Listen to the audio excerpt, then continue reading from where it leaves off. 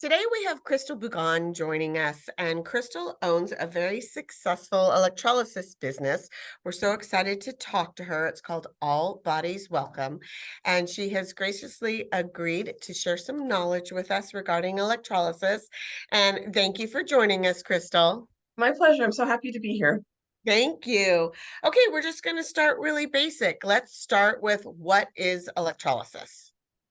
Permanent hair removal. And I'm not sure if you know this, but that means we go in one follicle at a time and treat and then remove the hair. And how often do clients usually need to come in to have the service done? Are we recording? Yeah, Yes. perfect. Um, it depends, but I like them to come in every 2 to 3 weeks. It depends on their how much hair they have and if they have other things going on, if they're transitioning genders or if their person who has polycystic ovarian syndrome. A lot of things vary about how long it's going to take and how often to come in. But the more Yeah. often you can come in, the faster it goes. But we have a problem here, and that it's an opportunity, I guess.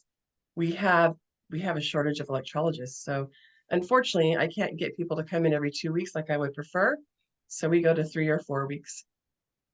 How did you decide to become an electrologist? A friend of mine, so I used to own a boutique called Curvy Girl Lingerie, and Oh, when I I love had that. my boutique when I had my boutique, I wanted to open one of our extra rooms to become a place for waxing because a lot of times curvy girls won't go get a wax or Mm, electrolysis. And we were trying to create a place, a safe place for curvy people and people of size. And my friend is and client and model, she's been doing this for 30 years, and she's like, "Girl, you need to become an electrologist. We have so many hairy people and so few electrologists," and that was in 2018. oh, wow. And is that kind of what led to your name? I really love your name, All Bodies Welcome. That's so great. Yeah, I do a lot of it's called fat activism and the Fat Liberation Society, liberation groups, activism, what do you want to call it?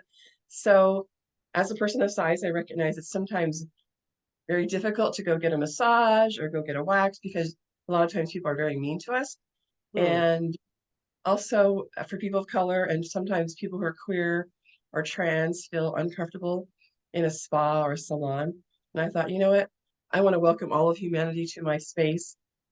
My electrology works on all skin colors, all hair types.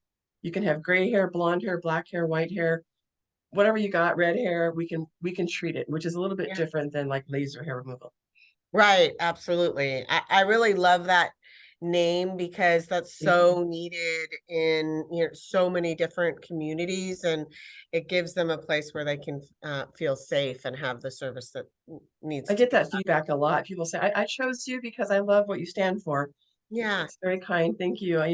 I just believe in it. I've been fat since the third grade and I'm 55 now. So, you know, yeah. I think everybody has all of our own struggles, and I just really applaud you for thank you. creating such a safe space.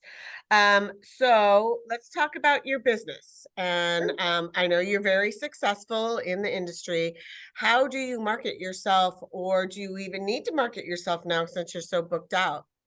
Yeah, right now I'm all the way booked through February and it's September. So Congratulations. thank you. The funny thing is like I love to market, but I don't need to do it with this business. And another local electrologist just closed. And then my personal electrologist is going to have a surgery and she's going to have to close for a little while.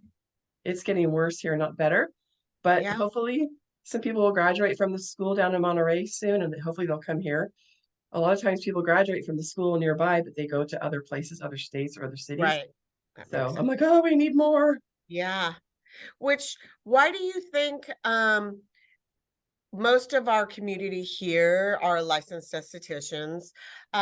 Why do you think it would be a natural fit and a good idea for an esthetician to expand her business and maybe go to school to get her license? Yeah, it's a really cool add-on to something you're already doing.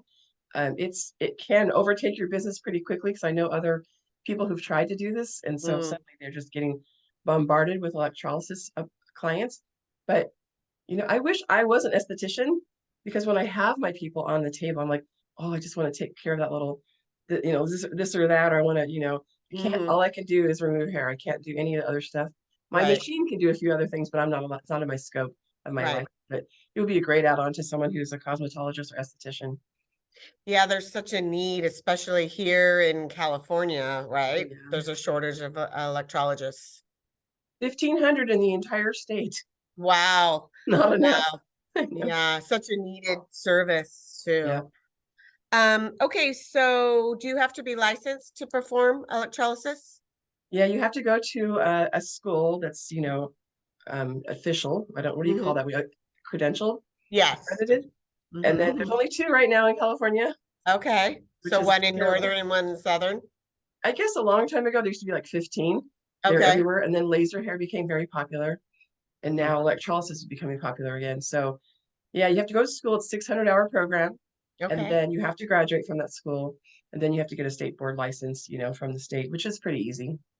How long of a wait is it from by the time you graduate till you get your testing date about? I'm not sure how it is now because they're not doing practicals anymore. So all you have to do is Oh, take a 60 question test, I oh, believe. okay. So they took away when I had to take my test, I had to show them I knew how to do all three modalities. I Same knew how to deal with with blood. me when I got my esthetician's license. Yeah, it was Yeah. both So practical and I'm like, you guys got it so good.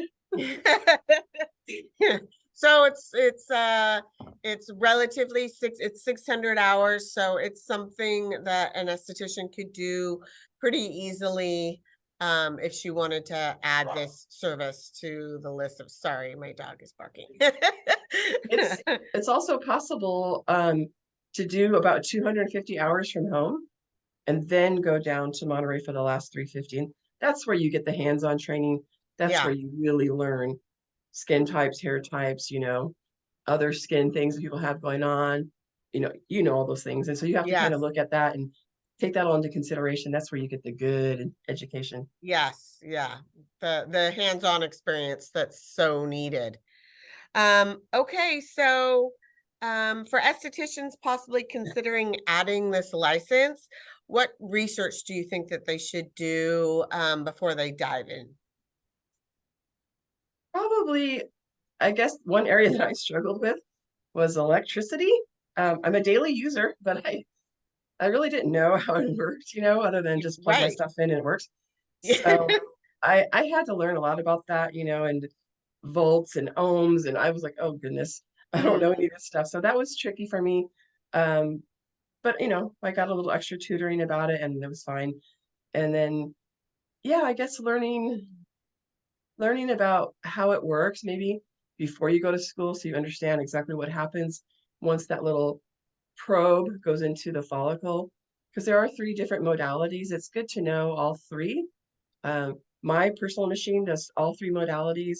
I know the Silhouette machines do all three modalities. So Mhm. it's at least I wish I would have known more about exactly what's happening. They kept talking about lye, and I'm like, we're gonna put lye in the follicle? That seems so dangerous. They're like, no, Chrystal, you're gonna create lye. Gotcha. So that helps if you kind of know about the three modalities and a little bit about electricity before you go. And that we know that there's a shortage of licensed, qualified electrologists in California. And my guess is probably nationwide too. Yeah, I think the service is really starting to grow again because it is permanent and it works on all hair excuse me. colors, You which is know, very important. that's true. Actually, in all the big cities all over the country, as far as I can tell, there's a bit of a shortage. There are a few states that don't require a license, but people like to come here and get their license and then go work in their unlicensed state because I think it would be intimidating to buy an epilator and then go work without going to school. Oh, yeah, That, no. that blows Yes. my mind. Yes, education is just super, Yeah. super You have important. to know a lot about skin and, Mhm. age and how skin ages and, sebum and all the stuff that comes out and the moles and freckles and cherry angiomas and skin tags. You kind of know how to work around all that stuff, and it's a lot. I would be so intimidated if I didn't go to school. Yeah, absolutely. You really can't branch into anything without the proper education. There's What is two the name of the school in Monterey? Monterey Bay Institute for Electrolysis or Electrology. Okay. We just call it MBIE. And I was Okay. going to tell you, I think there's two reasons why it's so busy right now. One is that a lot more people are getting approved for their transition surgeries. Mm, And if you're going to have your genitals rearranged, you cannot have any pubic hair. mm. So a lot of them are getting approved, and the insurance is paying for it. And the other Makes thing sense is that then to have it done permanently. you have to. And then Yeah, a lot of times people that are transitioning also want their hair on their face gone. It's a long, long, expensive process. process. Yes, I can The other, imagine. the second thing is that probably know that TikTok is an amazing search engine. I'm 55. I'm not really on TikTok, but other electrologists and other people with PCOS are talking about on TikTok. So I'm finding a large number of younger women who say, "Oh, I heard about this on TikTok," and I was like, "Oh Lord, I don't go there." But okay, other electrologists do, and so they learn about for the PCOS. It's really the only thing that's permanent. So Hmm. it's Yeah. crazy right now. Yeah, so then everyone's searching for an electrologist in their area. So Yep, so estheticians consider it. It's only 600 hours. There is a definite need for this service in our community, and the communities all over the United States. And it is a second excellent source of a revenue stream. So all of really those is. things are very um, positive, and you already have that relationship with your client. So it seems kind of like a no-brainer addition. When So I started my business, my mentor said, "Your book's going to be full in 3 months," and I was like, "Ah, come on," and it was. And then we had a shutdown, but then yes. it's like I said, I'm booked all the way through solid 6 to 8 clients a day through February. So it's September. Yes. Well, congratulations on that, Thank Chrystal, you. and thank you so much for joining us. My pleasure. Thank you so much.